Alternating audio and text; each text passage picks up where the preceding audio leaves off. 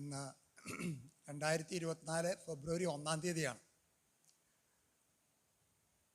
എനിക്ക് തോന്നുന്നു സ്നേഹസദ്യ കഴിഞ്ഞിട്ട് അധികം ആയിട്ടില്ല എന്ന് എനിക്ക് തോന്നുന്നത്. എന്നാൽ പുതിയ വർഷത്തിൻ്റെ 1 മാസം കഴിഞ്ഞു, നമ്മൾ 2-ാം മാസത്തേക്ക് പ്രവേശിക്കുക. മോശ പ്രാർത്ഥിച്ച പോലെ പ്രാർത്ഥിക്കാൻ നമുക്ക് വളരെ ആവശ്യമുണ്ട്. ദൈവമേ, ഞങ്ങൾക്ക് ജ്ഞാനമുള്ളൊരു ഹൃദയം തരണം. എന്തിനു വേണ്ടിയാണ്? നമ്മുടെ നാളുകളെ എണ്ണുവാൻ തക്കവണ്ണം. കാരണം നമ്മുടെ മുമ്പിൽ ഇനി എത്ര നാൾ നമുക്ക് ഈ നിലയിൽ കൂടി വരാൻ കഴിയും, ദൈവദിനം പരസ്യമായിട്ട് ഇങ്ങനെ പഠിക്കാൻ കഴിയുമെന്നൊക്കെ നമുക്ക് പറയാൻ ബുദ്ധിമുട്ടാണ്.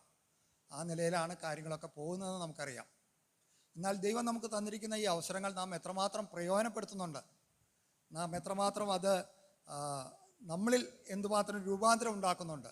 നമുക്കറിയാം, ദൈവവചനത്തിൻ്റെ പഠനം നമുക്ക് ചില അറിവുകൾ ഉണ്ടാക്കാനല്ല, ഇൻഫർമേഷൻ ഉണ്ടാക്കാനല്ല, നമ്മുടെ ജീവിതത്തെ രൂപാന്തരപ്പെടണം. Should be transform our life. നമ്മുടെ ജീവിതത്തെ രൂപാന്തരത്തിലേക്ക് കൊണ്ടുവരണം എന്നുള്ളതാണ് ദൈവവചനത്തിൻ്റെ പഠനത്തിൻ്റെ ഏറ്റവും വലിയ കാര്യം.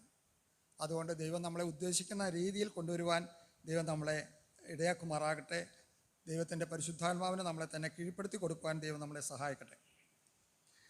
കഴിഞ്ഞ നാളുകളിലൊക്കെയും ഞാൻ 2021 അവസാനമാണ് ഇങ്ങോട്ട് വന്നത്. ആ സമയത്ത് ഒക്കെയും പുതിയ നിയമത്തിൽ നിന്നുള്ള പഠനങ്ങളാണ് അധികം നടന്നിരുന്നത്.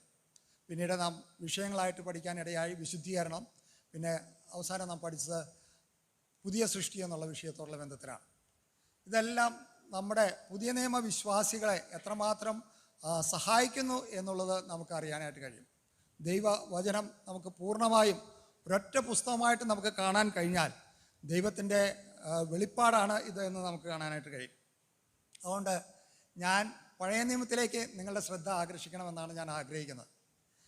പഴയ നിയമത്തിൽ ചരിത്ര പുസ്തകങ്ങളിൽ 1-ാമത്തെ പുസ്തകം പഠിക്കാനാണ് ഞാൻ ആഗ്രഹിക്കുന്നത്. എൻ്റെ ജീവിതത്തിൽ എനിക്ക് വലിയ അനുഗ്രഹമായി തീർന്ന ഒരു പുസ്തകമാണ് അത്. പുതിയ നിയമ വെളിച്ചത്തിൽ, അല്ലെങ്കിൽ പുതിയ നിയമത്തിൽ നമുക്ക് അതിൽ നിന്ന് എന്തെല്ലാം പഠിക്കാനായിട്ട് സാധിക്കും, ആ നിലയിൽ വെറും ചരിത്രമായിട്ട് പഠിക്കാൻ എന്നുള്ളതല്ല, അതൊരു ചാപ്റ്റർ ബൈ ചാപ്റ്ററായിട്ടോ അല്ലെങ്കിൽ വാക്യങ്ങൾ പ്രതി വാക്യമായിട്ട് പഠിക്കാനായിട്ടല്ല. അതിൽ പറഞ്ഞിരിക്കുന്ന ആത്മീയ സത്യങ്ങൾ എന്തൊക്കെയാണ് നമ്മുടെ ജീവിതത്തിൽ പ്രായോഗികമാക്കാൻ കഴിയുക എന്നുള്ളത് നമുക്കറിയാം. പഴയ നിയമം 39 പുസ്തകങ്ങളുള്ള ഒരു ശേഖരമാണ്. അതുപോലെ തന്നെ പുതിയ നിയമത്തിൽ 27 പുസ്തകങ്ങൾ. അതൊക്കെ എങ്ങനെയാണ് വിഭജിക്കുന്നതെന്ന് നമുക്ക് അറിയാവുന്നതായിട്ട് കഴിയും. ആദ്യത്തെ 5 പുസ്തകങ്ങൾ മോശയുടെ പഞ്ചഗ്രന്ഥങ്ങളാണ്. ആ നിലയിലാണ് അത് അറിയപ്പെടുന്നത്. പിന്നീടുള്ള 12 പുസ്തകങ്ങളാണ് പിന്നീട് നമുക്ക് അത് ചരിത്ര പുസ്തകങ്ങളായിട്ട് അറിയപ്പെടുന്നത്. ഉൽപ്പത്തി പുസ്തകം, പുറപ്പാട് പുസ്തകം, ലേവ്യ, സംഖ്യ, ആവർത്തനം കഴിഞ്ഞിട്ട് ചരിത്ര പുസ്തകങ്ങൾ ആരംഭിക്കുന്നത് യോശുവയിലാണ്. യോശുവയുടെ പുസ്തകം വളരെ സംക്ഷിപ്തമായിട്ട് അതിൽ പറഞ്ഞിരിക്കുന്ന സത്യങ്ങൾ പഠിക്കാനായിട്ട് ശ്രമിക്കുകയാണ് ഞാൻ. അത് നിങ്ങളുമായിട്ട് പങ്കിടുന്നു എന്ന് മാത്രം. യോശുവയുടെ പുസ്തകം 1-ാം അധ്യായത്തിലേക്ക് നമുക്ക് കടന്നു വരാം. നമുക്കറിയാം, ഈ പുസ്തകത്തിൻ്റെ രചയിതാവ് യോശുവ തന്നെയാണ് എഴുതിയത്.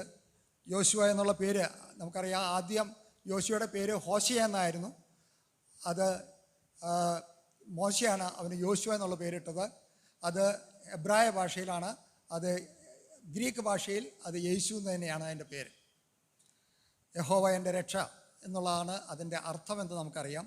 അതൊക്കെ നമുക്ക് ആ മുഖവരയിൽ നമുക്ക് കാണാനായിട്ട് കഴിയും. യോശുവയുടെ പുസ്തകം 1-ാം അധ്യായത്തിൻ്റെ 1 മുതൽ 9 വരെയുള്ള വാക്യങ്ങൾ നമുക്ക് വായിക്കാം. യഹോവയുടെ ദാസനായ മോശയുടെ മരണശേഷം യഹോവ നൂൻ്റെ മകനായി മോശയുടെ ശുശ്രൂഷകനായ യോശുവയോട് അരുളി ചെയ്തത്: എൻ്റെ ദാസനായ മോശ മരിച്ചു. ആകയാൽ നീയും ഈ ജനമൊക്കെയും പുറപ്പെട്ട് യോർദാൻ അക്കരെ ഞാൻ ഇസ്രായേൽ മക്കൾക്ക് കൊടുക്കുന്ന ദേശത്തേക്ക് കടന്നു പോകുവിൻ. നിങ്ങളുടെ ഉള്ളംകാൽ ചവിട്ടുന്ന സ്ഥലമൊക്കെയും ഞാൻ മോശയോട് കൽപ്പിച്ചതുപോലെ നിങ്ങൾക്ക് തന്നിരിക്കുന്നു. മരുഭൂമിയും ഈ ലബാനോനും തുടങ്ങി ഫ്രാത്ത് എന്ന മഹാനദി വരെയും ഹിത്യരുടെ ദേശമൊക്കെയും പടിഞ്ഞാറും മഹാസമുദ്രം വരെയും നിങ്ങളുടെ അതിരായിരിക്കും. നിന്റെ ജീവകാലത്ത് ഒരിക്കലും ഒരു മനുഷ്യനും നിന്റെ നേരെ നിൽക്കയില്ല. ഞാൻ മോശയോട് കൂടെ ഇരുന്നത് പോലെ നിന്നോട് കൂടെയും ഇരിക്കും. ഞാൻ നിന്നെ കൈവിടുകയില്ല, ഉപേക്ഷിക്കുകയുമില്ല. ഉറപ്പും ധൈര്യവും ഉള്ളവനായിരിക്കാം. ഞാൻ അവർക്ക് കൊടുക്കുമെന്ന് അവിടെ പിതാക്കന്മാരോട് സത്യം ചെയ്ത ദേശം നീ ഈ ജനത്തിന് അവകാശമായി വിഭാഗിക്കും. എൻ്റെ ദാസനായ മോശെ നിന്നോട് കൽപ്പിച്ചിട്ടുള്ള ന്യായപ്രമാണമൊക്കെയും അനുസരിച്ച് നടക്കേണ്ടതിന് നല്ല ഉറപ്പും ധൈര്യവും ഉള്ളവനായി മാത്രം ഇരിക്കാം. ചെല്ലുന്നിടത്തൊക്കെയും നീ ശുഭമായിരിക്കേണ്ടതിന് അത് വിട്ട് ഇടത്തോട്ടോ വലത്തോട്ടോ മാറരുത്. ഈ ന്യായപ്രമാണ പുസ്തകത്തിലുള്ളത് നിന്റെ വായിൽ നിന്ന് നീങ്ങിപ്പോകരുത്. അതിൽ എഴുതിയിരിക്കുന്നത് പോലെയൊക്കെയും പ്രമാണിച്ചു നടക്കേണ്ടതിന് നീ രാവും പകലും അത് ധ്യാനിച്ചു കൊണ്ടിരിക്കണം. എന്നാൽ നിന്റെ പ്രവൃത്തി സാധിക്കും, നീ കൃതാർത്ഥനായും ഇരിക്കും. നിന്റെ ദൈവമായ യഹോവ നീ പോകുന്നിടത്തൊക്കെയും നിന്നോട് കൂടെ ഉള്ളത് കൊണ്ട് ഉറപ്പും ധൈര്യവും ഉള്ളവനായിരിക്കുക. ഭയപ്പെടരുത്, ഭ്രമിക്കുകയും അരുത് എന്ന് ഞാൻ നിന്നോട് കൽപ്പിച്ചുവല്ലോ. Thank you. വേദപുസ്തകം ഞാൻ പറഞ്ഞല്ലോ, ഇതൊരു പൊതുവായിട്ട് ഒരൊറ്റ പുസ്തകവും ദൈവത്തിൻ്റെ പൂർണ്ണമായ വെളിപ്പാടായിട്ടാണ് നാം മനസ്സിലാക്കുന്നത്. അപ്പോൾ ആദ്യം മുതൽ അവസാനം വരെയും നമുക്ക് അതിൽ കൂടെ ക്രിസ്തുവിനെ കാണാനായിട്ട് കഴിയും.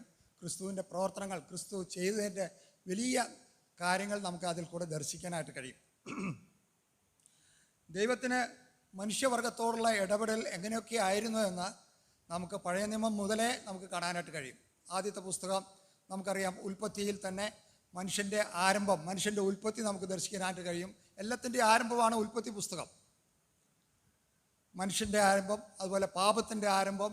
എന്നാൽ ഇസ്രായേൽ ജാതിയുടെ ആരംഭവും നമുക്ക് ഉൽപ്പത്തിയിൽ തന്നെ കാണാനായിട്ട് കഴിയും. പുറപ്പാട് പുസ്തകത്തിലേക്ക് വരുമ്പോൾ ഇസ്രായേൽ ജനം മിസ്രൈമിൽ അടിമകളായിട്ടാണ് നമ്മളവിടെ കാണുന്നത്. അവിടെ നിന്ന് മോശയോട് ദൈവം പറഞ്ഞിട്ട് അവരെ അവിടെ നിന്ന് വിടുവിക്കുന്ന ചിത്രമാണ് നമുക്ക് പുറപ്പാട് പുസ്തകത്തിൽ കാണാനായിട്ട് കഴിയുന്നത്. ദൈവം അവരെ പുറപ്പെടുവിക്കുമ്പോൾ ദൈവം അവരോട് പറഞ്ഞിട്ടുണ്ട്. ഒന്നാമത്തെ കാര്യം നമുക്ക് അത് പുറപ്പാട് പുസ്തകം 3-ാം അധ്യായത്തിൽ കാണാനായിട്ട് കഴിയും.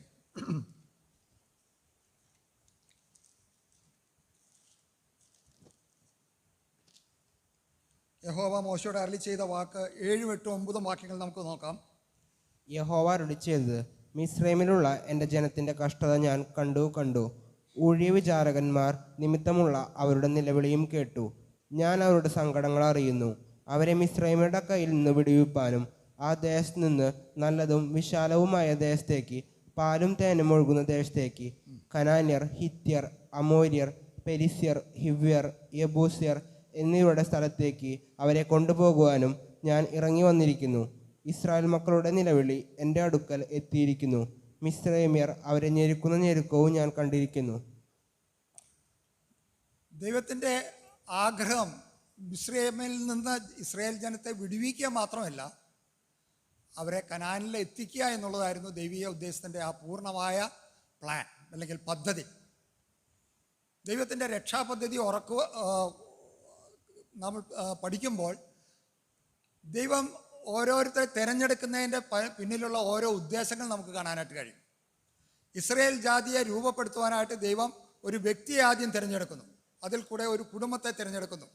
ആ കുടുംബത്തിൽ നിന്നാണല്ലോ ഇസ്രായേൽ ജനം ഉണ്ടാകുന്നത്, ഇസ്രായേൽ ജാതി ഉണ്ടാകുന്നത്. എന്നാൽ ഇസ്രായേൽ ജാതി അതിനു മുമ്പായിട്ട് അബ്രഹാമിനോട് തന്നെ ദൈവം വാഗ്ദത്തം ചെയ്യുന്നുണ്ട്.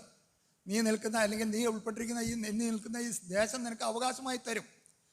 തൻ്റെ ആ പിതാക്കന്മാരോട് ചെയ്ത ആ വാഗ്ദത്തം പൂർണ്ണമായി നിറവേറ്റുന്ന പരിപാടിയാണ് അല്ലെങ്കിൽ ആ പദ്ധതിയാണ് നമുക്ക് പഴയ നിയമത്തിൽ തുറമാനമായിട്ട് കാണുവാനായിട്ട് കഴിയുന്നത്.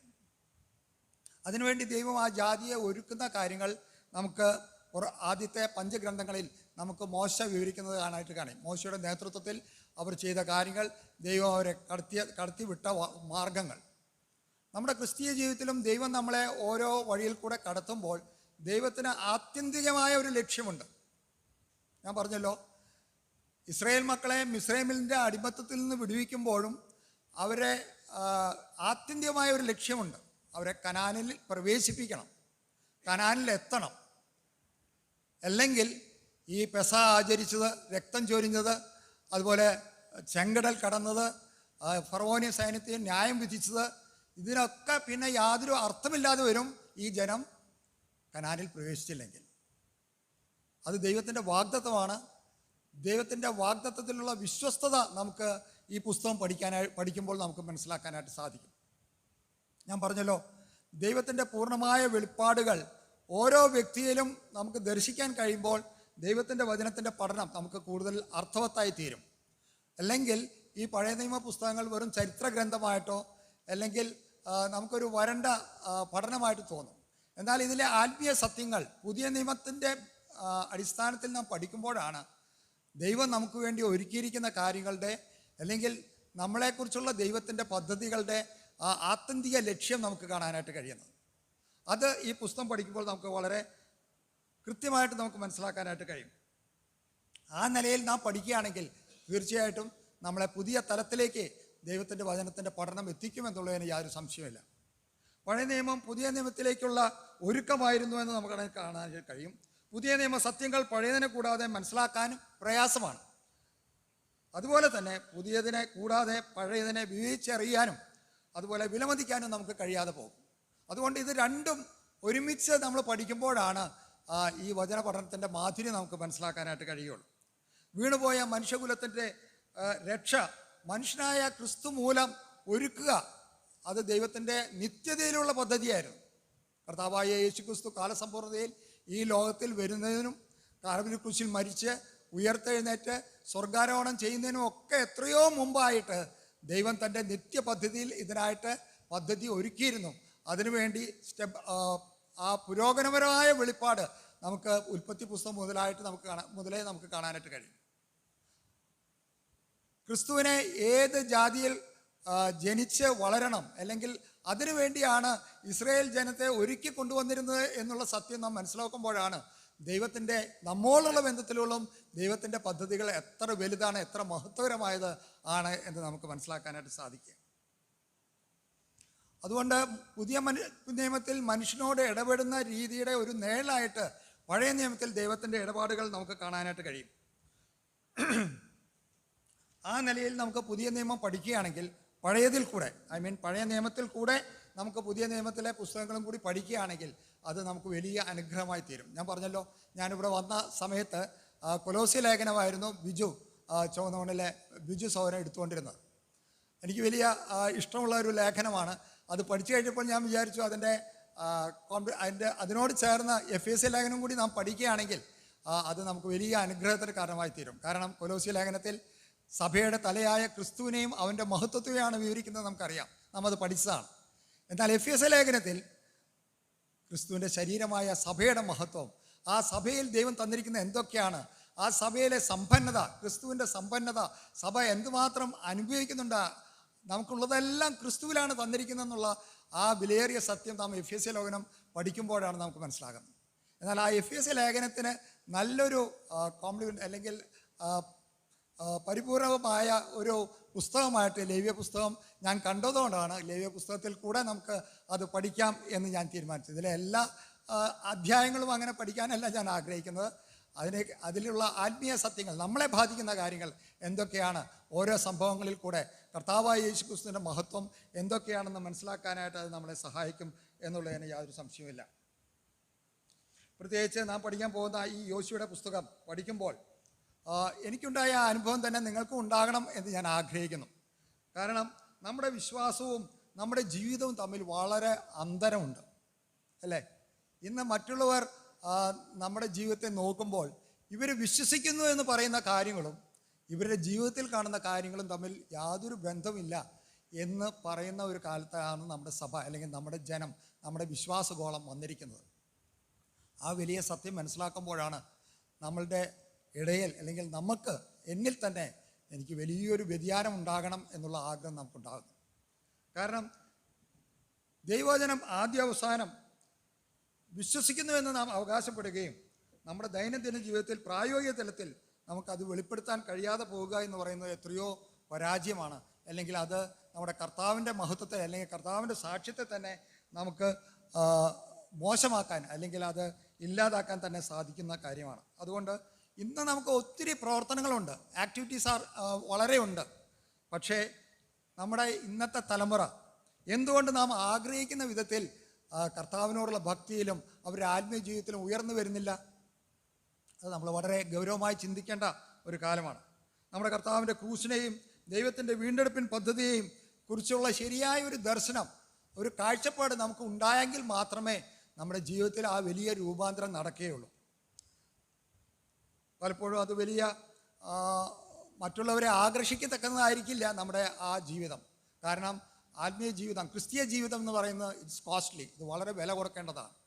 ആ വില കൊടുക്കാൻ നാം തയ്യാറായാൽ മാത്രമേ അതിൻ്റെ അനുഗ്രഹം നമുക്ക് ലഭിക്കുകയുള്ളൂ. അത് മറ്റുള്ളവരിൽ നമുക്ക് വലിയ പ്രശംസയൊന്നും നേടില്ല. എന്നാൽ കർത്താവിന് വേണ്ടി നാം എടുക്കുന്ന ഒരു തീരുമാനം കർത്താവ് എന്തുമാത്രം മാനിക്കുകയും അതിൽ കൂടെ നമുക്ക് എന്തുമാത്രം അനുഗ്രഹം ലഭിക്കുകയും ചെയ്യും എന്നുള്ളതിന് യാതൊരു സംശയവുമില്ല. ഞാൻ പലപ്പോഴും അത് ഓർക്കാറുണ്ട്. എൻ്റെ ആദ്യകാലത്ത് ഞാൻ ഇവിടുന്ന് പഠിത്തം കഴിഞ്ഞ് ബോംബെയിലേക്ക് പോയ സമയത്ത്, ബോംബെയിൽ ഞാൻ അവിടെ ഉള്ള ഒരു അസംബ്ലി ഫ്ലാറ്റിലാണ് താമസിച്ചിരുന്നത്. എൻ്റെ കൂടെ താമസിച്ചിരുന്നവരെല്ലാം സുവിശേഷന്മാരുടെ മക്കളായിരുന്നു. അതിലൊരുവൻ ജോലി നേടി ബോംബെയിലേക്ക് വന്നു. തൻ്റെ പഠിത്തം കഴിഞ്ഞിട്ട് വന്നതാണ്. ഹയർ സ്റ്റഡീസിനും കൂടിയായിട്ടാണ് താൻ വന്നത്. എന്നാൽ താൻ വളരെ ആത്മീയ കാഴ്ചപ്പാടുള്ള ഒരു സഹോദരനായിരുന്നു. തനിക്ക് നമുക്കറിയാം, ബോംബെയിൽ പല ഏരിയകളിലും പല ദിവസങ്ങളിലാണ് വീക്ക്ലി ഓഫ്. അപ്പോൾ ഇവന് ഒരു ജോലി കിട്ടി. ടാറ്റ കമ്പനിയിൽ നല്ലൊരു ജോലിയാണ് കിട്ടിയത്. അപ്പോൾ സഭയിലെ എൽഡേഴ്സൊക്കെ പറഞ്ഞു, നല്ല ജോലിയാണ്, കളയരുത്, എങ്ങനെയെങ്കിലും നേടണം. അപ്പോൾ അവൻ പറഞ്ഞു, ഒരു പ്രശ്നമുണ്ട്, കാരണം എനിക്ക് വീക്ക്ലി ഓഫ് ബുധനാഴ്ചയാണ് അവർ തന്നിരിക്കുന്നത്, ഞായറാഴ്ച യോഗത്തിന് വരാൻ പറ്റില്ല, അന്ന് വർക്കിംഗ് ഡേ ആണെന്ന്.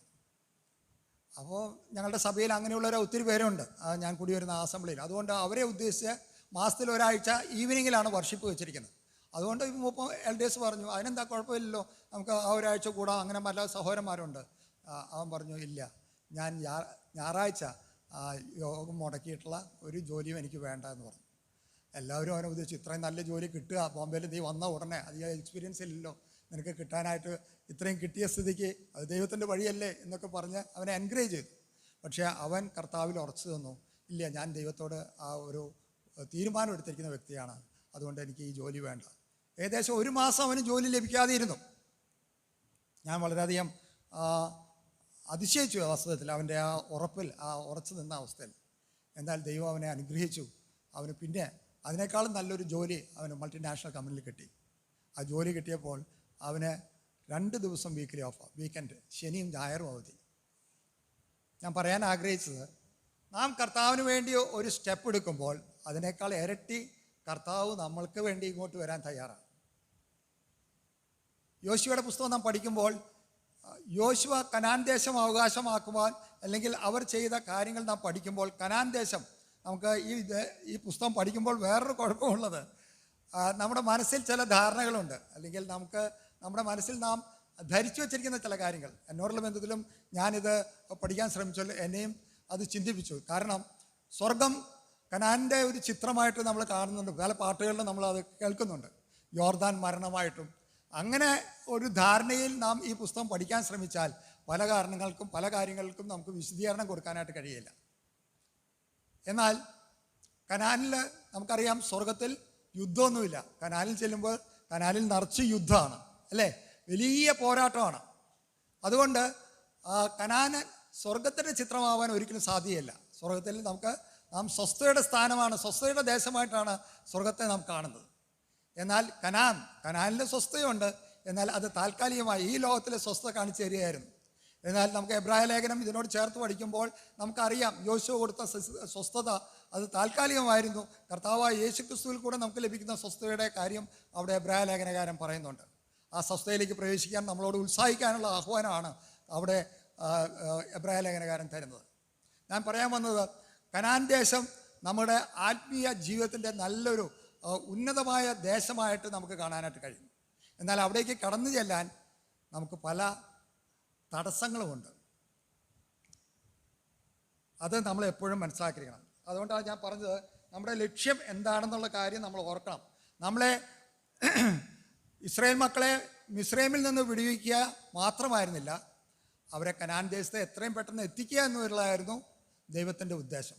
നമുക്കറിയാം, ഏകദേശം 11 ദിവസത്തെ യാത്രയേ ഉണ്ടായിരുന്നുള്ളൂ അവർക്ക് കനാൻ ദേശത്തേക്ക് എത്താൻ. എന്നാൽ അവർക്ക് അത് കർത്താവിൻ്റെ വാഗ്ദത്തങ്ങൾ വിശ്വസിച്ച് അനുസരിക്കാനുള്ള മനസ്സിലായിക്കൊണ്ട്, അവിശ്വാസം കൊണ്ടും അനുസരണക്കേട് കൊണ്ടും അവർ ആ സമയത്തിലേക്ക് അങ്ങോട്ട് എത്താൻ പറ്റിയില്ല. ദൈവം തൻ്റെ വാഗ്ദത്തത്തിൽ വിശ്വസ്തനാണ്. ദൈവം തന്നെ വാഗ്ദത്തം ചെയ്ത് നിവർത്തിക്കുക തന്നെ ചെയ്യും.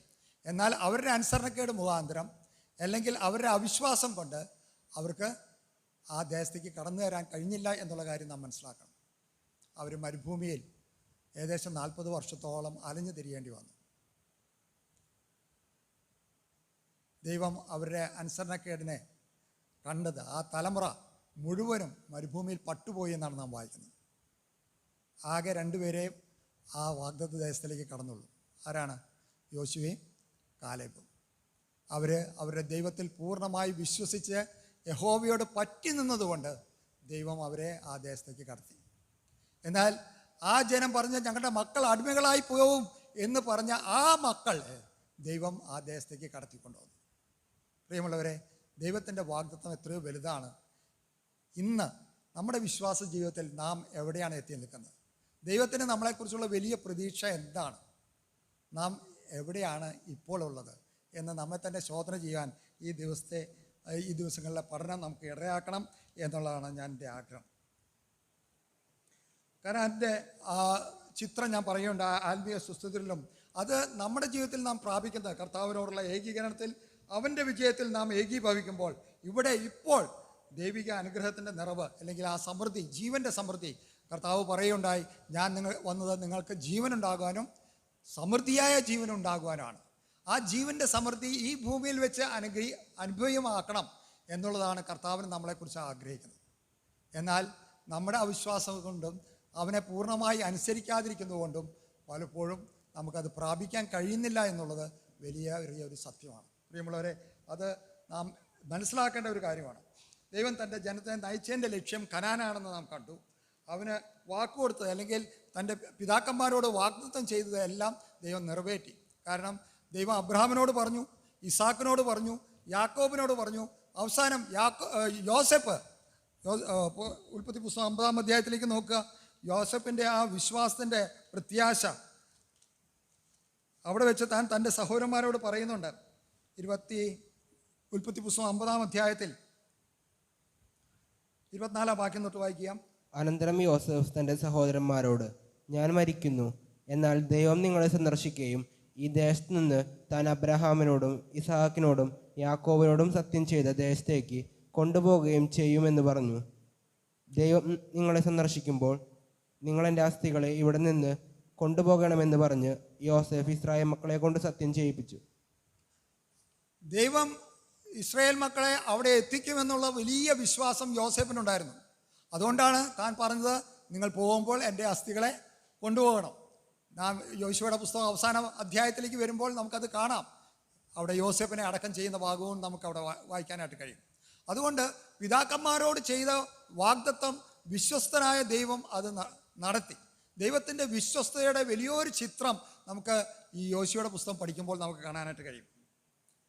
പുതിയ നിയമത്തിൽ നാം പഠിക്കുമ്പോൾ പുതിയ നിയമത്തിലെ എഴുത്തുകളൊക്കെയും അധികവും നമ്മുടെ രക്ഷയ്ക്ക് വേണ്ടിയാണോ അതോ രക്ഷിക്കപ്പെട്ട വിശ്വാസികളെ ആത്മീയ ജീവിതത്തിൽ ഉറപ്പിക്കാനും അവരെ വളർത്തുവാനും വേണ്ടിയാണോ? വാസ്തവത്തിൽ നമ്മുടെ ആത്മീയ ജീവിതത്തിന് വേണ്ടുന്ന ഉപദേശങ്ങളാണ് പുതിയ നിയമത്തിൽ അധികവും. നമ്മുടെ രക്ഷയ്ക്കുള്ള സന്ദേശത്തെക്കാൾ കൂടുതലായിട്ട് നമ്മുടെ ആത്മീയ ജീവിതത്തിൽ വളരുവാനും ആ ആത്മീയമായി നമ്മളെ ഉന്നതത്തിലെത്തിക്കുവാനും ആണ് ദൈവം തൻ്റെ ദാസന്മാരെ എടുത്ത് ഉപയോഗിച്ച് നമുക്ക് എഴുത്തുകൾ തന്നിരിക്കുന്നത്. പുതിയ നിയമത്തിലെ ലേഖനങ്ങൾ നാം പഠിക്കുമ്പോൾ അത് നമുക്ക് നന്നായിട്ട് കാണാനായിട്ട് കഴിയും. ദൈവം നമ്മളെ അടിമത്തത്തിൽ നിന്ന് പുറത്തു കൊണ്ടുവന്നത് നമ്മളെ അകത്തേക്ക് കൊണ്ടുവരുവാനാണ്. നമ്മൾ വായിക്കാറുണ്ടല്ലോ, we are brought out that we may brought in. നമ്മളെ മിസ്രൈമിൽ നിന്ന് പുറത്തേക്ക് കൊണ്ടുവന്നത് കനാൻ ദേശത്തേക്ക് അകത്തേക്ക് പ്രവേശിപ്പിക്കാനാണ്. എന്നിട്ടും നമ്മൾ ഭൂരിഭാഗം വിശ്വാസികളും എത്രയോ കുറവുള്ളവരാണ്. മരുഭൂമിയിലെ അനുഭവത്തിലല്ലേ നമ്മുടെ ജീവിതവും ഈ നാളുകളിൽ? നമ്മളെ തന്നെ ശോധന ചെയ്യുവാൻ നമുക്ക് ദൈവം സഹായിക്കട്ടെ. നീതിയിരിക്കപ്പെട്ടുവെങ്കിലും ക്രിസ്തുവിലുള്ള നമ്മുടെ അവകാശങ്ങളൊന്നും കൈവശപ്പെടുത്താതെ പാപ്പരായി ജീവിക്കുന്ന അനേകം വിശ്വാസികളെ നമുക്ക് കാണാനായിട്ട് കഴിയും.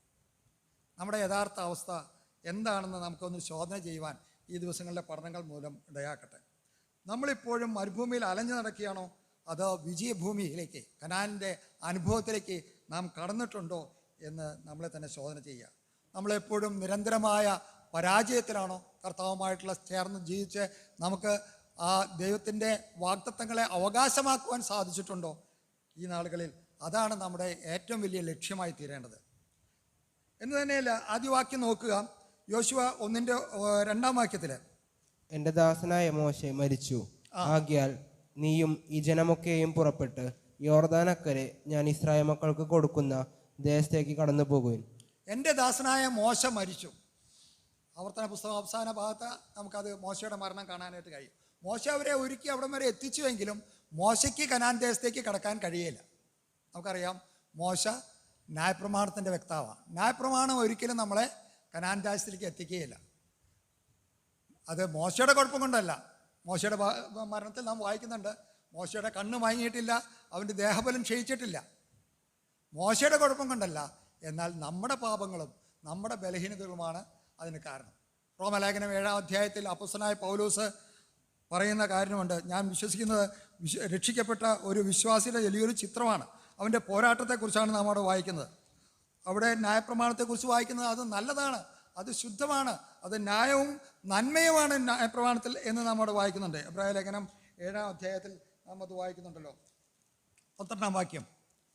ആകയാൽ ന്യായപ്രമാണം വിശുദ്ധം, കൽപ്പന വിശുദ്ധവും ന്യായവും നല്ലതും തന്നെ. അതിന് യാതൊരു കോട്ടവുമില്ല. എന്നാൽ നമ്മളുടെ പ്രോബ്ലം എന്താണെന്ന് വെച്ചാൽ നമ്മുടെ അവയവങ്ങളിൽ, അവിടെ അപ്പോസ്തലനായ പൗലോസ് പറയുന്നുണ്ട്, എൻ്റെ അവയവങ്ങളിൽ പോരാടുന്ന വേറൊരു പ്രമാണം ഞാൻ കാണുകയാണ്. കാരണം തൻ്റെ ജഡത്തിൽ, ഞാനോ ജഡമയൻ, ദൈവത്തിൻ്റെ പ്രമാണത്തിന് എതിരായി പ്രവർത്തിക്കുന്ന അല്ലെങ്കിൽ പോരാടുന്ന വേറൊരു പ്രമാണം ഞാൻ കാണുന്നു. ആ ദുഷ്ടപ്രമാണം എൻ്റെ പഴയ മനുഷ്യൻ ദൈവത്തിൻ്റെ പ്രമാണത്തെ നിവർത്തിക്കുന്ന അനുഗ്രഹദേശത്തേക്ക് പ്രവേശിക്കാതിരിക്കാൻ എന്നെ പലപ്പോഴും തടയുകയാണ്. അതാണ് വാസ്തവത്തിൽ നമ്മുടെ ജീവിതത്തിൽ സംഭവിക്കുന്നത്. നമ്മുടെ പൂർണ്ണമായ കർത്താവിനോടുള്ള നാം എടുക്കുന്ന പല തീരുമാനങ്ങളും നടത്താൻ കഴിയാതെ വരുന്നത് നമ്മുടെ ഈ പഴയ മനുഷ്യൻ നമുക്കെതിരെ എപ്പോഴും പോരാടുമ്പോഴാണ്. ഒരു വിശ്വാസി വിജയത്തിന് വേണ്ടി പ്രവർത്തിക്കുകയല്ല, നമ്മുടെ സ്വന്തം കഴിവുകൊണ്ട് ഈ ദേശത്തിലേക്ക് നമുക്ക് കടക്കാനായിട്ട് കഴിയില്ല. അതിനാണ് ദൈവം യോശുവയെ അവിടെ കൊണ്ടുവരുന്നത്. ഞാൻ പറഞ്ഞല്ലോ, നമ്മുടെ ക്യാപ്റ്റൻ, നമ്മുടെ നേതാവ്, നമ്മുടെ നായകൻ യോശുവയാണ്. യോശുവയിൽ കൂടിയാണ് ഈ യുദ്ധങ്ങൾ നേടി അല്ലെങ്കിൽ ആ വിജയം വരിച്ച് ദേശം കൈവശമാക്കുകയും അത് നമുക്ക് നേടിത്തരികയും ചെയ്യുന്നത്. നമുക്ക് വേണ്ടി വിജയം നേടിയ ഒരു കർത്താവ് നമ്മോട് കൂടെയുണ്ടെന്നുള്ള ആ വലിയ ബോധ്യം, ആ വലിയ അറിവ് നമ്മളെ ഈ കർത്താവിനെ പൂർണ്ണമായി സ്നേഹിക്കുവാനും അവനെ അനുസരിക്കുവാനും കൃപ തരുന്നതാണ്. അവനോട് നാം എത്രമാത്രം അനുസരണം കാണിക്കുന്നു, അവനെ നാം എത്രമാത്രം വിശ്വസിച്ച് ആശ്രയിക്കുന്നു, അതനുസരിച്ചാണ് ആ കനാൻ ദേശം അവകാശമാക്കുവാൻ നമുക്ക് കഴിയും. കാരണം കനാൻ ദേശത്തിലെ എല്ലാ അനുഗ്രഹങ്ങളും ഒരു ട്രസ്റ്റി അല്ലെങ്കിൽ ഒരു പ്രതിനിധിയായിട്ട് യോശുവയിലാണ് ദൈവം ഭരമേൽപ്പിക്കുന്നത്. നീയാണ് അവിടെ കൊടുക്കുന്ന ആഹ്വാനം അതാണ്. ആകയാൽ എൻ്റെ ദാസനായ മോശ മരിച്ചു, ആകയാൽ നീയും ഈ ജനമൊക്കെയും യോർദാൻ കടന്ന് അക്കരയ്ക്ക് കടന്നു പോകണം. ഇന്നും നമ്മളെക്കുറിച്ചുള്ള ദൈവത്തിൻ്റെ ആഗ്രഹം നമ്മൾ കനാൻ ദേശത്തേക്ക് കടന്നു പോകണം. അതാണ് നമ്മളെക്കുറിച്ച് ആഗ്രഹിക്കുന്നത്. അതിനുവേണ്ടിയാണ് നമ്മുടെ യോശുവ അല്ലെങ്കിൽ നമ്മുടെ കർത്താവ് നമുക്ക് മുമ്പിനായിട്ട് കടന്നു പോയിരിക്കുന്നത്. അവൻ നേടിയ വിജയത്തിലാണ് നമ്മൾ യുദ്ധം ചെയ്യുന്നത്. നമ്മൾ വിജയത്തിന് വേണ്ടി യുദ്ധം ചെയ്യുകയല്ല, വിജയത്തിൽ നിന്നാണ് യുദ്ധം ചെയ്യുന്നത്. ആ കർത്താവിൻ്റെ വിജയത്തിലാണ് നമ്മുടെ പോരാട്ടമുള്ളത്. നാം കാണുന്ന വേറൊരു കാര്യം, ഈ കനാൻ നമുക്ക് കീഴടക്കാൻ കഴിയാത്ത വലിയൊരു കാര്യം, അവിടെ വലിയ ശത്രുക്കളുണ്ട്. അത് വേറൊരു പഠനമാണ്, ഞാൻ അത് പിന്നീട് ചിന്തിക്കുന്നതാണ്. കനാനിലെ 7 ശത്രുക്കൾ, അത് വലിയ ഒരു ശത്രുക്കൾ തന്നെയാണ്. നമുക്കറിയാം, അത് അവരുടെ വലിയൊരു ലിസ്റ്റ് നമുക്ക് അവിടെ കാണാനായിട്ട് കഴിയും. അവരെ കീഴ്പ്പെടുത്തിയിട്ട് വേണം, അവരോട് യുദ്ധം ചെയ്തിട്ട് വേണം ഈ ദേശം കീഴ്പ്പെടുത്താൻ അവകാശമാക്കുവാനായിട്ട്. അത് അവർക്ക് ഇരുമ്പ് രഥങ്ങളും അവർക്ക് എല്ലാം ഉണ്ട്. അതാണ് അവരെ പേടിപ്പെടുത്തിയിരുന്നത്. അതുകൊണ്ടാണ് ഇസ്രായേൽ ജനം ആദ്യം തന്നെ അവർക്ക് അങ്ങോട്ട് പോകാൻ കഴിയില്ല എന്ന് ആ 10 പേർ വന്ന് പറഞ്ഞത്. എന്നാൽ യോശുവയും കാലേബും അവരും ഈ കാര്യങ്ങളൊക്കെ കണ്ടതാണ്. അവിടുത്തെ ശത്രുക്കളെയും കണ്ടു, അവരുടെ ശക്തന്മാരായ മല്ലന്മാരാണെന്ന് കണ്ടു. എന്നാൽ അവർ ആശ്രയിച്ചത് അവരുടെ ദൈവത്തിലാണ്. അവർ പറഞ്ഞു, ദൈവം നമ്മോട് കൂടെ ഉണ്ടെങ്കിൽ, നാം ദൈവത്തെ പൂർണ്ണമായി അനുസരിക്കുന്നുവെങ്കിൽ ആ ദേശം നമുക്ക് അവകാശമാക്കുവാനായിട്ട് കഴിയും. അവരുടെ വിശ്വാസവും അവരുടെ പ്രത്യാശയും അവരുടെ കോൺഫിഡൻസും അവരുടെ ദൈവത്തിലായിരുന്നു, അവർ കാണുന്ന കാര്യങ്ങളിലല്ല. പ്രിയമുള്ളവരെ, നമ്മൾ പലപ്പോഴും നമ്മുടെ മുമ്പിൽ കാണുന്ന കാര്യങ്ങളെ കാണുമ്പോഴാണ് നമുക്ക് എപ്പോഴും ഭയം ഉണ്ടാകുന്നത്. ദൈവത്തിന് വേണ്ടി പല കാര്യങ്ങളും സ്റ്റെപ്പ് എടുക്കുവാൻ നമുക്ക് കഴിയാതെ തടസ്സപ്പെടുത്തുന്നത് ഈ അവിശ്വാസവും നമ്മൾ കർത്താവിലുള്ള നമ്മുടെ ആശ്രയക്കുറവുമാണ്. ഞാൻ പറഞ്ഞല്ലോ, കനാനിലുള്ളതെല്ലാം ഭരമേൽപ്പിച്ചിരിക്കുന്നത് യോശുവയിലാണ്. ആ യോശുവയിൽ നിന്നാണ് നാം അത് പ്രാപിക്കേണ്ടത്. സോ അത് വളരെ പൂർണ്ണമായിട്ട് നമ്മുടെ കർത്താവായ യേശു ക്രിസ്തുവിൽ നിവൃത്തീകരിച്ചിരിക്കുന്നത് നമുക്ക് കാണാനായിട്ട് കഴിയും. എഫേസ്യ ലേഖനം നാം പഠിക്കുമ്പോൾ നമുക്ക് മനസ്സിലാക്കാനായിട്ട് കഴിയുന്ന ഏറ്റവും വലിയ കാര്യം അതാണ്. സ്വർഗത്തിലെ സകല ആത്മീയ അനുഗ്രഹങ്ങളാലും ക്രിസ്തുവിൽ നമ്മളെ അനുഗ്രഹിച്ചിരിക്കുകയാണ്. അവനിലുള്ള എല്ലാ മഹിമാധനമൊക്കെയും ക്രിസ്തുവിൻ്റെ എല്ലതും നമുക്കുള്ളതാണ്. എന്നാൽ നാം അത് എത്രമാത്രം അവകാശമാക്കുന്നു അതനുസരിച്ചാണ് നമുക്കുള്ള വിജയവും. എഫേസ്യ ലേഖനം 6-ാം അധ്യായത്തിലേക്ക് വരുമ്പോൾ നമുക്ക് പോരാട്ടത്തിൻ്റെ വലിയ ലിസ്റ്റ് നമുക്ക് അവിടെ കാണാനായിട്ട് കഴിയും. എഫേസ്യ ലേഖനം 6-ാം അധ്യായത്തിലേക്ക് നാം കടന്നു വരുമ്പോൾ അതിൻ്റെ അവസാന ഭാഗത്ത് നമുക്കത് കാണാനായിട്ട് കഴിയും. നമുക്ക് പോരാട്ടം 10-ാം വാക്യം മുതലുള്ള വാക്യങ്ങളിൽ അത് വളരെ വ്യക്തമായിട്ട് പറയുന്നുണ്ട്. ഒടുവിൽ കർത്താവിലും അവന്റെ അമിതബലത്തിലും ശക്തിപ്പെടുവിൻ. പിശാചിന്റെ തന്ത്രങ്ങളോട് എതിർത്ത് നിൽപ്പാൻ കഴിയേണ്ടതിനു ദൈവത്തിന്റെ സർവായുധവർഗം ധരിച്ചുകൊള്ളുവിൻ.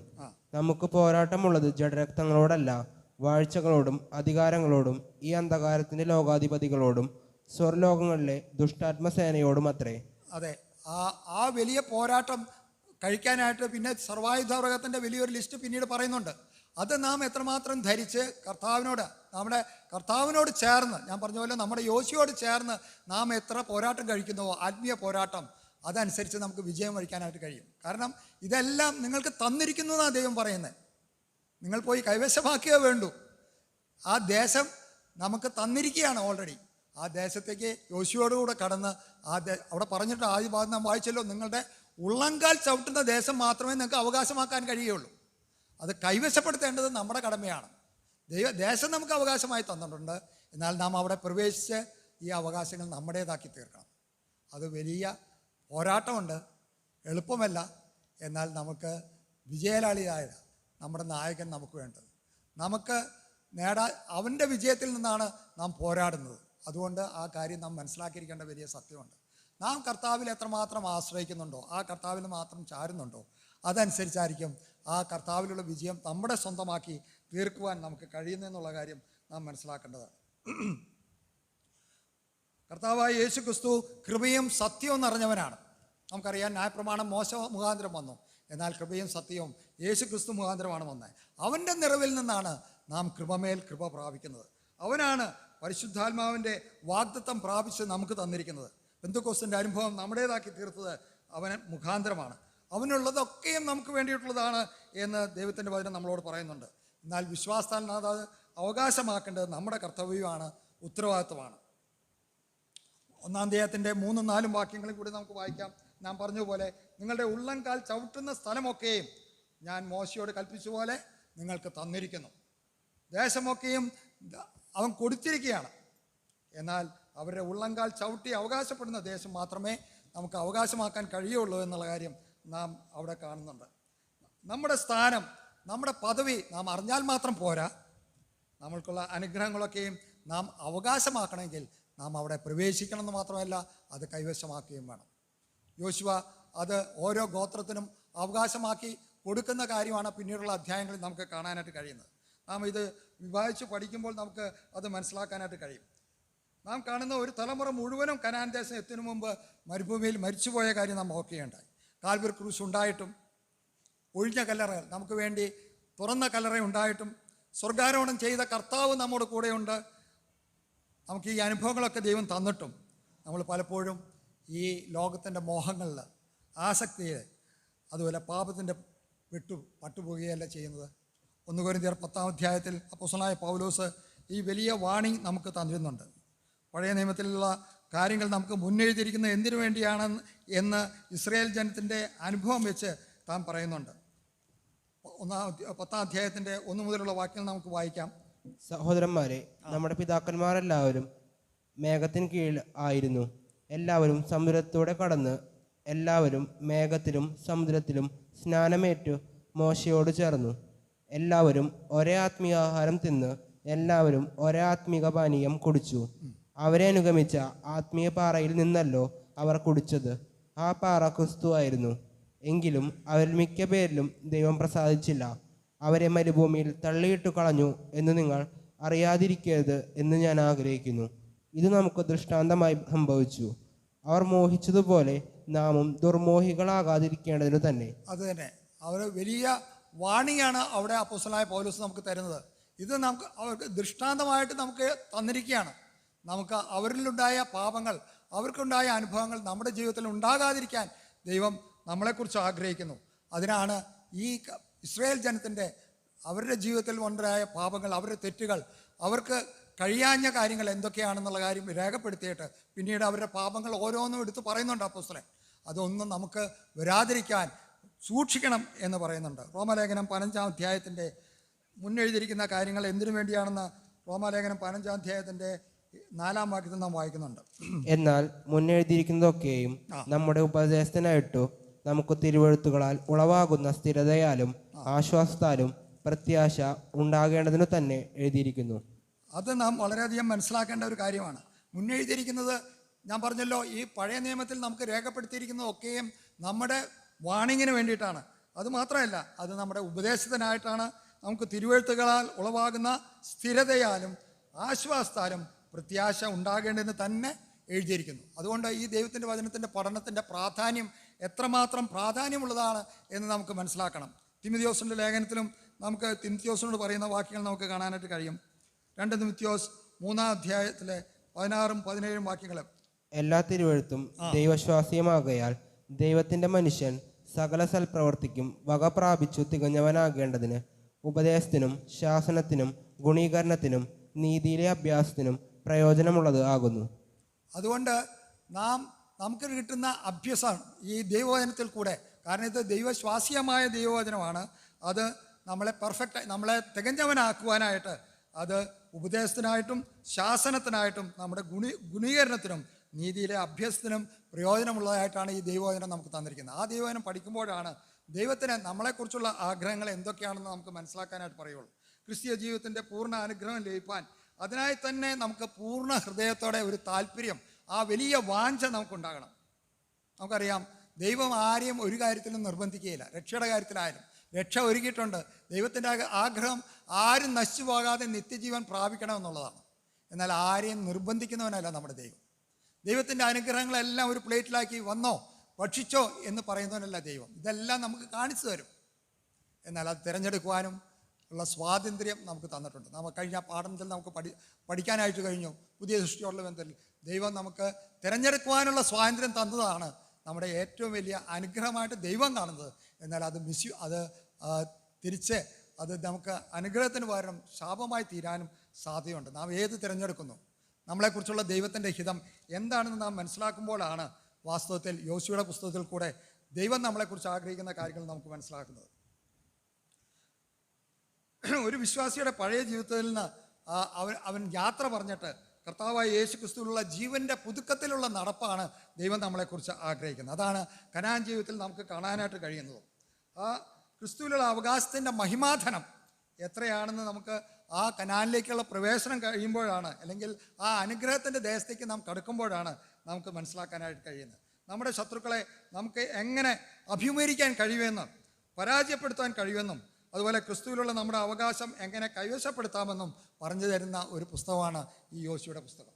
എഫെസ്യ ലേഖനത്തിൽ പൗലോസ് നമുക്ക് തരുന്ന ഉപദേശം യോശുവയിൽ പ്രായോഗികമായി ചിത്രീകരിച്ച് തരികയാണ്. ക്രിസ്തുവിലുള്ള നമ്മുടെ ധനത്തെ എങ്ങനെ നമുക്ക് അവകാശമാക്കാമെന്ന് അത് നമുക്ക് കാണിച്ചു തരുന്നു. അത് നമ്മുടെ ജീവിതത്തിൽ നമുക്ക് ലഭിക്കുന്ന സ്വസ്ഥതയും ചിത്രവും കനാലിൽ നമുക്ക് കാണാനായിട്ട് കഴിയും. ഞാൻ പറഞ്ഞല്ലോ, എബ്രായ ലേഖനത്തിൽ കൂടെ നമുക്കത് കൂടുതൽ മനസ്സിലാക്കാനായിട്ട് കഴിയും. എബ്രായ ലേഖനം 3-4 അധ്യായങ്ങൾ ഇതിനോട് ചേർന്ന് പഠിക്കുമ്പോൾ അവിടെ നമുക്കത് വിവരിച്ചിരിക്കുന്നത് കാണാം. അവിടെ നമുക്ക് 4 തരം സ്വസ്ഥതകൾ കാണാനായിട്ട് കഴിയും. അവിടെ എഴുത്തുകാരൻ വിവരിച്ചിട്ടുണ്ട്. മോശയോടുള്ള ദൈവത്തിൻ്റെ വാഗ്ദത്തം, അത് ആ സ്വസ്ഥത കനാനിലെ ജീവിതം താൽക്കാലികമായിട്ട് അവർക്ക് ലഭിച്ചു. പിന്നീട് അത് നിലനിന്നില്ല എന്ന് നമുക്ക് കാണാനായിട്ട് കഴിയും. എന്നാൽ ഒരു വിശ്വാസി കർത്താവിനെ പൂർണ്ണമായി അനുസരിച്ച് കീഴ്പ്പെടുമ്പോൾ വിശ്വാസത്താൽ തൻ്റെ അവകാശം കൈവശമാക്കുവാനും അത് അനുഭവിക്കുമ്പോൾ ലഭിക്കുന്ന സ്വസ്ഥത എത്ര വലുതാണെന്നും നമുക്ക് കാണാനായിട്ട് കഴിയും. യോശുവയുടെ പുസ്തകത്തിന് ഒരു ആമുഖമായിട്ടാണ് ഞാൻ ഇത്ര കാര്യങ്ങൾ പറഞ്ഞത്. എന്നാൽ ആ യോശുവയുടെ പുസ്തകത്തിൽ നമുക്ക് ലഭിക്കുന്ന വലിയ പാഠങ്ങൾ കൂടി ഞാൻ പറഞ്ഞിട്ട് അവസാനിപ്പിക്കാം എന്ന് ഞാൻ ആഗ്രഹിക്കുന്നു. ഒന്നാമതായിട്ട് 4 സന്ദേശങ്ങളാണ് യോശുവയുടെ പുസ്തകത്തിൽ കൂടെ നമുക്ക് കാണാനായിട്ട് കഴിയുന്നത്. ഒന്നാമത് ഞാൻ പറഞ്ഞത് ദൈവത്തിൻ്റെ വിശ്വസ്തത, വാഗ്ദത്തം ചെയ്ത് നിവൃത്തിയാക്കുന്ന ദൈവം. അത് എങ്ങനെയാണെന്ന് നമുക്ക് 15-ാം അധ്യായത്തിൻ്റെ യോശുവയുടെ പുസ്തകം 15-ാം അധ്യായത്തിൻ്റെ 23-ാം വാക്യത്തിൽ നമുക്ക് കാണാനായിട്ട് കഴിയും. യോശുവയുടെ പുസ്തകം 15-ാം അധ്യായം 23-ാം വാക്യത്തിൽ യഹോവ മോശയോട് കൽപ്പിച്ചതുപോലെയൊക്കെയും യോശുവ ദേശം മുഴുവനും പിടിച്ചു. യോശുവ അതിനെ ഇസ്രായേലിന് ഗോത്രവിഭാഗപ്രകാരം ഭാഗിച്ചു കൊടുത്തു. ഇങ്ങനെ യുദ്ധം തീർന്ന് ദേശത്തിന് സ്വസ്ഥത വന്നു. യഹോവ മോശയോട് കൽപ്പിച്ചതൊക്കെയും യോശുവ ദേശം മുഴുവനും പിടിച്ചു. അതുമാത്രമല്ല, യോശുവ അതിനെ ഇസ്രയേലിന് ഗോത്ര വിഭാഗപ്രകാരം വിഭാഗിച്ചു കൊടുത്ത് ഇങ്ങനെ യുദ്ധം തീർന്നു, ദേശത്തിന് സ്വസ്ഥത വന്നു. അത് ദൈവം അവർക്ക് വാഗ്ദത്തം ചെയ്ത കാര്യം ദൈവം അത് നിവൃത്തിയാക്കി കൊടുത്തു. 21 അധ്യായത്തിൻ്റെ 43 തൊട്ട് 45 വരെയും കൂടി നമുക്ക് വായിക്കാം. 21 അധ്യായം. യഹോവ ഇസ്രായേലിനു താൻ അവരുടെ പിതാക്കന്മാർക്ക് കൊടുക്കുമെന്ന് സത്യം ചെയ്ത ദേശമെല്ലാം കൊടുത്തു. അവർ അതു കൈവശമാക്കി അവിടെ കുടിപ്പാർത്തു. യഹോവ അവരുടെ പിതാക്കന്മാരോട് സത്യം ചെയ്തതുപോലെയൊക്കെയും ചുറ്റും അവർക്ക് സ്വസ്ഥത നൽകി. ശത്രുക്കളിൽ ഒരുത്തനും അവരുടെ മുമ്പിൽ നിന്നിട്ടില്ല. യഹോവ സകല ശത്രുക്കളെയും അവരുടെ കയ്യിൽ ഏൽപ്പിച്ചു. യഹോവ ഇസ്രായേൽ ഗൃഹത്തോട് അരുളി ചെയ്ത വാഗ്ദാനങ്ങളിൽ ഒന്നും വൃഥാവാകാതെ സകലവും നിവൃത്തിയായി. സകലവും നിവൃത്തിയായി എന്നാണ് നാം വായിക്കുന്നത്. നാം അവിടെ പറഞ്ഞിരിക്കുന്ന കാര്യങ്ങൾ ഒന്ന് ശ്രദ്ധിക്കുക. ഒന്നാമത്, ദേശമെല്ലാം കൊടുത്തു. ദൈവം വാഗ്ദത്തം ചെയ്ത ആ ദേശം എല്ലാം അവർക്ക് കൊടുത്തു. അവർ അത് കൈവശമാക്കി അവർ അവിടെ കുടിപ്പാർത്തു. അതുമാത്രമല്ല, യഹോവ അവരുടെ പിതാക്കന്മാരോട് സത്യം ചെയ്തതുപോലെ ഒക്കെയും ചുറ്റും അവർക്ക് സ്വസ്ഥത നൽകി, റെസ്റ്റ്. മാത്രമല്ല, ശത്രുക്കളിൽ ഒരുത്തരും അവരുടെ മുമ്പിൽ നിന്നിട്ടില്ല. യഹോവ സകല ശത്രുക്കളെയും അവരുടെ കയ്യിൽ ഏൽപ്പിച്ചു. യഹോവയാണ് വാസ്തവത്തിൽ യുദ്ധം ചെയ്തത്. യോശുവ മുമ്പിലുണ്ടായിരുന്നെങ്കിലും യോശുവയുടെ വിജയമല്ല. നാം ആ പുസ്തകം നാം വീണ്ടും പഠിക്കുമ്പോൾ നമുക്ക് മനസ്സിലാക്കാനായിട്ട് സാധിക്കും. യഹോവ അവർക്ക് വേണ്ടി യുദ്ധം ചെയ്യുകയായിരുന്നു. ദൈവമാണ് അവർക്ക് വേണ്ടി യുദ്ധം ചെയ്ത് ദേശം അവകാശമാക്കി കൊടുക്കുന്നത്. അതെല്ലാം അവരുടെ കയ്യിൽ ഏൽപ്പിച്ചു. പിന്നെ നാം വായിക്കുന്നത്, യഹോവ ഇസ്രായേൽ ഗൃഹത്തോട് അരുളി ചെയ്ത വാഗ്ദത്തങ്ങളിൽ ഒന്നും വൃഥാവാകാതെ സകലവും നിവൃത്തിയായി. എത്ര അനുഗ്രഹിക്കപ്പെട്ട ഒരു വാക്യമായിട്ട് ഞാൻ അതിനെ കാണുന്നതാണ്. വാസ്തവത്തിൽ ദൈവം അവർക്ക് വേണ്ടി ചെയ്ത കാര്യങ്ങൾ അവർ അവകാശമാക്കുക മാത്രമാണ് ചെയ്തത്. പ്രിയമുള്ളവരെ, പുതിയ നിയമത്തിലേക്ക് വരുമ്പോഴും കാൽവറി ക്രൂശിൽ കർത്താവ് നേടിയ വിജയം, അവൻ നേടിയ രക്ഷയുടെ അനുഗ്രഹങ്ങൾ എത്രമാത്രമാണെന്ന് നമുക്ക് എണ്ണിയാൽ തീരുകയില്ല. എന്നാൽ അതിൻ്റെ ഒരു അംശം പോലും നാം അവകാശമാക്കിയിട്ടില്ല. അത് എത്രമാത്രമാണെന്ന് നാം ദൈവവചനം പഠിക്കുമ്പോഴാണ് നാം കൂടുതൽ മനസ്സിലാക്കുന്നത്. ഈ ദൈവവചനത്തിൻ്റെ പഠനം നമ്മളെ രൂപാന്തരപ്പെടുത്തണം. ഞാൻ ആദ്യം പറഞ്ഞത് അതുകൊണ്ടാണ്. എങ്കിൽ മാത്രമേ ദൈവത്തിൻ്റെ പ്രതീക്ഷ എന്തുമാത്രമായിരുന്നു. തൻ്റെ സ്വന്തം പുത്രനെ തൻ്റെ സ്വന്തം രക്തം കൊടുത്ത് വിലയ്ക്ക് മേടിച്ചവരാണ് നാം. ആ ദൈവത്തിൻ്റെ അവൻ്റെ പ്രതീക്ഷ എന്തുമാത്രം വലുതായിരുന്നു. നമ്മളെ ഓരോരുത്തരെയും വിലയ്ക്ക് വാങ്ങിയുമോ. മനുഷ്യരെ സൃഷ്ടിച്ചപ്പോൾ തന്നെ ദൈവത്തിൻ്റെ ആഗ്രഹം അവനോട് കൂടെ വസിക്കാൻ, അവനോട് കൂടെ കമ്മ്യൂണിക്കേറ്റ് ചെയ്യാൻ, അവനുമായി ചേർന്ന് നടക്കാൻ. എല്ലാ ദിവസവും വൈകുന്നേരമാകുമ്പോൾ ഏദൻ തോട്ടത്തിലേക്ക് വരുന്ന ദൈവത്തെ എന്ത് ആവേശത്തോടെയാണ് നാം കാണുന്നത്. മനുഷ്യരോട് കൂടെ വസിക്കാൻ ആഗ്രഹം. പുതിയ സൃഷ്ടിയിൽ അവസാനം വരുമ്പോൾ വെളിപ്പാട് പുസ്തകത്തിൽ നാം കാണുന്നുണ്ട്, പുതിയ ഭൂമിയും പുതിയ ആകാശവും ഉണ്ടാക്കിയതിന് ശേഷം ഇതാ മനുഷ്യരോട് കൂടെ ദൈവത്തിൻ്റെ വാസം, ദൈവത്തിൻ്റെ കൂടാരം എന്ന് നാം വായിക്കുന്നത്. അതാണ് കൊണ്ടുവന്ന് എത്തിക്കുന്നത്. അതിൻ്റെ ആത്യന്തിക ലക്ഷ്യം ദൈവത്തിൻ്റെ അതാണ്. നമ്മോട് കൂടെ വസിക്കാൻ ആഗ്രഹിക്കുന്ന ദൈവം. ആ ദൈവമാണ് നമുക്ക് വേണ്ടി ഈ വിജയം നേടിത്തന്നിരിക്കുന്നത്. നിങ്ങളത് കൈവശമാക്കുക. അവിടേക്ക് നിങ്ങൾക്ക് സ്വസ്ഥത നിങ്ങൾക്ക് തന്നിട്ടുണ്ട്. നമ്മൾ അവിടെ വായിക്കുന്നത് അതാണ്. അവർക്ക് സ്വസ്ഥത നൽകി. അവരെ സകല ശത്രുക്കളെയും അവരുടെ മുമ്പിൽ നീക്കി. അവർ ഭയപ്പെട്ടിരുന്ന ശത്രുക്കൾ, അവർക്ക് വേണ്ടി യുദ്ധം ചെയ്ത കർത്താവിൻ്റെ വിജയത്തിൽ നിന്ന് അവർ പോരാടിയാൽ മതി. അവർ കർത്താവിനെ പൂർണ്ണമായി അനുസരിച്ച് കീഴടങ്ങിയാൽ മാത്രമേ അവർക്കത് കൈവശമാക്കാനായിട്ട് കഴിയുള്ളൂ. എന്നാൽ പലപ്പോഴും നമ്മളുടെ അവിശ്വാസം കൊണ്ട് നമ്മൾ പലപ്പോഴും കാഴ്ചയിലാണ് നമ്മുടെ ജീവിതം, വിശ്വാസത്താലല്ല നമ്മുടെ ജീവിതം. കാണുന്നതെല്ലാം താൽക്കാലികമാണെന്ന് നമുക്ക് പറയുമെങ്കിലും നമ്മൾ ഈ താൽക്കാലികമായ കാര്യങ്ങളുടെ പുറകെ പോകാനാണ് നമ്മുടെ ആസക്തി, നമ്മുടെ മോഹം. അതുകൊണ്ട് അപ്പോസ്തലനായ പൗലോസ് പറഞ്ഞത്, അവർക്ക് സംഭവിച്ചത് നിങ്ങൾക്ക് സംഭവിക്കരുത്. നിങ്ങളുടെ ജീവിതത്തിൽ അത് വലിയൊരു വാണിംഗ് ആയിട്ട് നമുക്ക് ഓരോരുത്തർക്കും എടുക്കാം. അവർ മോഹിച്ച പോലെ നിങ്ങൾ ദുർമോഹികളാകരുത്. അവർക്ക് വിഗ്രഹാരാധനയിലേക്ക് കടന്നു പോയതുപോലെ നാം ഒരിക്കലും വിഗ്രഹാരാധനയിലേക്ക് കടന്നു പോകരുത്. നമ്മുടെ ജീവിതത്തിലെ വിഗ്രഹങ്ങൾ ഏതൊക്കെയാണെന്ന് നമ്മളെ തന്നെ ശോധന ചെയ്യാൻ ദൈവത്തിൻ്റെ ഇടയാകട്ടെ. ദൈവം എന്തുമാത്രം ആഗ്രഹിക്കുന്നതാണ്. കാരണം ഇസ്രായേലിനോടത്തിൽ നമുക്ക് വായിക്കാനായിട്ട് കഴിയുന്ന, അവൻ തൻ്റെ ഭാര്യയായിട്ടാണ് അവരെ കാണുന്നത്. എന്നാൽ അവനെ വിട്ടുപോയി, അവരുടെ ഭർത്താവിനെ വിട്ടുപോയി വേറെ സ്ത്രീകളുമായിട്ട് അല്ലെങ്കിൽ എന്തെല്ലാം പരസംഗത്തിൽ അവർ ഏർപ്പെട്ടു എന്ന പ്രവാചക പുസ്തകങ്ങൾ പഠിക്കുമ്പോൾ നമുക്ക് കാണാനായിട്ട് കഴിയും. ദൈവത്തിൻ്റെ ആ പ്രതീക്ഷയിൽ നിന്ന് എത്രയോ കുറഞ്ഞു പോയ അവസരങ്ങളാണ് നമ്മൾ ഇസ്രായേൽ. ആത്യന്തികമായി അവരെ മടക്കിക്കൊണ്ടുവരും. അവരെ ബാലശിക്ഷയിൽ കൂടെ കടത്തി. നമുക്കത് യോശുവയുടെ പുസ്തകത്തിൽ ഓരോ ദേശങ്ങളെക്കുറിച്ച് പഠിക്കുമ്പോൾ നമുക്ക് കാണാനായിട്ട് കഴിയും. മിസ്രയീം ദേശം എന്തിനെ പ്രതിനിധീകരിക്കുന്നു? കനാൻ ദേശം എന്തിനെ പ്രതികരിക്കുന്നു? മരുഭൂമി എന്തിനെ പ്രതികരിക്കുന്നു? ആത്യന്തികമായി അവർ ക്യാപ്റ്റിവിറ്റിയിലേക്ക് പോയ ബാബിലോൺ, അതൊക്കെയും ഇസ്രായേൽ ജനത്തോടുള്ള ബന്ധത്തിൽ ഓരോ വലിയ പാഠങ്ങളാണ് നമുക്ക് നൽകുന്നത്. നമ്മുടെ ജീവിതത്തിലും ഇത് സംഭവിക്കാം. ദൈവം നമുക്ക് അനുഗ്രഹങ്ങൾ തന്നിട്ടുണ്ട്. അത് കൈവശമാക്കാൻ നാം കഴിഞ്ഞില്ലെങ്കിൽ നമ്മുടെ അവിശ്വാസവും നമ്മുടെ അനുസരണക്കേട് കൊണ്ടും. എന്നാൽ ദൈവം വിശുദ്ധനായ ദൈവത്തിൻ്റെ പാപികളോട് അല്ലെങ്കിൽ ആ കനാന്യ ജാതികളോടുള്ള പാപത്തോടുള്ള വെറുപ്പ് എത്രമാത്രം വലുതായിരുന്നു എന്ന് നമുക്ക് ഈ യോശുവയുടെ പുസ്തകം നമുക്ക് പഠിക്കുമ്പോൾ മനസ്സിലാക്കാനായിട്ട് കഴിയും. അവരെ ആരെയും ബാക്കി വയ്ക്കരുത്, അവരെ നിർമൂലനം ചെയ്യണമെന്നായിരുന്നു ദൈവത്തിൻ്റെ ഓർഡർ. കാരണം അബ്രാഹാമിനോട് പറയുന്നുണ്ട്, അമോര്യരുടെ പാപം പൂർണ്ണമായി തീർന്നിട്ടില്ല, അതിനു വേണ്ടിയാണ് അവരെ 400 വർഷം അവിടെ വിട്ടത്. അവരുടെ പാപം പൂർണ്ണമായി തീരുമ്പോൾ അവരെ അവിടെ പ്രവേശിപ്പിച്ച് അവരെ മുഴുവനും അവിടെ നിന്ന് നശിപ്പിച്ച് കളയുന്ന ദൈവത്തിനെ കാണാം. ദൈവത്തിൻ്റെ വിശുദ്ധിയുടെ ഭയങ്കരത, അവൻ പാപത്തോടുള്ള അവൻ്റെ വെറുപ്പ്, ദ ഹേറ്റഡ് ഓഫ് സിൻ. ദൈവം എന്തുമാത്രം പാപത്തെ വെറുക്കുന്നു എന്നുള്ളത് ഈ കനാനിയരോടുള്ള ബന്ധത്തിൽ നമുക്ക് കാണാനായിട്ട് കഴിയും. അതുകൊണ്ടാണ് ദൈവം നമ്മളെക്കുറിച്ച് ആഗ്രഹിക്കുന്നത്, ഞാൻ വിശുദ്ധനായിരിക്കുന്ന പോലെ നിങ്ങളും വിശുദ്ധരായിരിക്കണം. നമ്മളെക്കുറിച്ച് ദൈവത്തിൻ്റെ ആഗ്രഹം, ആ വിശുദ്ധി, നമ്മുടെ ഹോളിനെസ് ആൻഡ് സാങ്ക്ടിഫിക്കേഷൻ, അത് നമ്മളെ ജീവിതത്തിൽ എത്രമാത്രം നമ്മൾ സൂക്ഷിക്കുന്നുവോ അതനുസരിച്ചായിരിക്കും ദൈവത്തോടും നമുക്കും കൂടുതൽ ചേർന്ന് നടക്കാനായിട്ട് കഴിയുക. നമ്മുടെ ജീവിതത്തിലെ ഏറ്റവും പരാജയം ഏതൊക്കെയാണ് നമ്മുടെ വിജയം വരിക്കാൻ കഴിയാത്ത മേഖലകൾ, കനാൻ ദേശം അവകാശമാക്കുവാൻ കൈവശമാക്കുവാൻ കഴിയാത്തതിൻ്റെ തടസ്സങ്ങൾ എന്തൊക്കെയാണെന്ന് ഈ ദിവസങ്ങളിലെ പഠനത്തിൽ കൂടെ നമുക്ക് പഠിക്കാനായിട്ട് കഴിയും എന്നാണ് ഞാൻ ഗ്രഹിക്കുന്നത്. മൂന്നാമത്, ദൈവത്തിന് പാപത്തോടുള്ള വെറുപ്പ്. രണ്ടാമത്, ദൈവിക വാഗ്ദത്തങ്ങൾ നാം കൈവശമാക്കേണ്ടതിൻ്റെ പ്രാധാന്യം എന്തുമാത്രം വലുതാണെന്ന് യോശുവയുടെ പുസ്തകം നമ്മളെ പഠിപ്പിക്കുന്നു. അവസാനം, ആത്മീയ പോരാട്ടത്തിൻ്റെ പ്രാധാന്യം നമുക്ക് യോശുവയുടെ പുസ്തകം നാം പഠിക്കുമ്പോൾ നമുക്ക് മനസ്സിലാക്കാൻ കഴിയും. ഒന്ന്, നാം ഓർപ്പിച്ച പോലെ മോഹങ്ങൾ, മുറുകെ പറ്റുന്ന പാപങ്ങൾ. മൂന്നാമതായി, ആത്മീയ ശത്രുക്കൾ. ഇതിനെല്ലാം നേരിടുവാൻ കർത്താവ് നമുക്ക് ശക്തി തരും. കർത്താവ് നേരിടാത്ത ഒരു പോരാട്ടവും നമുക്കില്ല പ്രിയമുള്ളവരെ. കർത്താവ് പാപമൊഴിച്ച് സകലത്തും നമുക്ക് തുല്യനായി പരീക്ഷിക്കപ്പെട്ടവനാണ് നമ്മുടെ ക്യാപ്റ്റൻ, നമ്മുടെ നായകൻ. ആ യോശുവയാണ് നമ്മളെ മുൻനിർത്തുന്നത്. അവൻ്റെ പിന്നാലെ അനുഗമിച്ചാൽ മതി, അവനോട് ചേർന്ന് നടന്നാൽ മതി. അവൻ്റെ വിജയത്തിൽ നിന്നാണ് നാം പ്രവർത്തിക്കുകയും പോരാടുകയും ചെയ്യുന്നത്. എങ്കിൽ നമ്മുടെ ജീവിതം തീർച്ചയായിട്ടും അനുഗ്രഹത്തിൻ്റെ പാതയിലാക്കി തീരുവാൻ ദൈവം നമ്മളെ സഹായിക്കും. എന്നാൽ നാം അതിന് തയ്യാറുണ്ടോ? നമുക്കറിയാം, യോശുവ മുതൽ ദൈവം ജനത്തെ പഠിപ്പിക്കുന്ന രീതി വളരെ വ്യത്യാസമാണ്. ഇതുവരെയും ദൈവം നേരിട്ടായിരുന്നു അവർക്ക് അനുഗ്രഹങ്ങൾ കൊടുത്തിരുന്നത്, അല്ലെങ്കിൽ ദർശനം കൊടുത്തിരുന്നത്.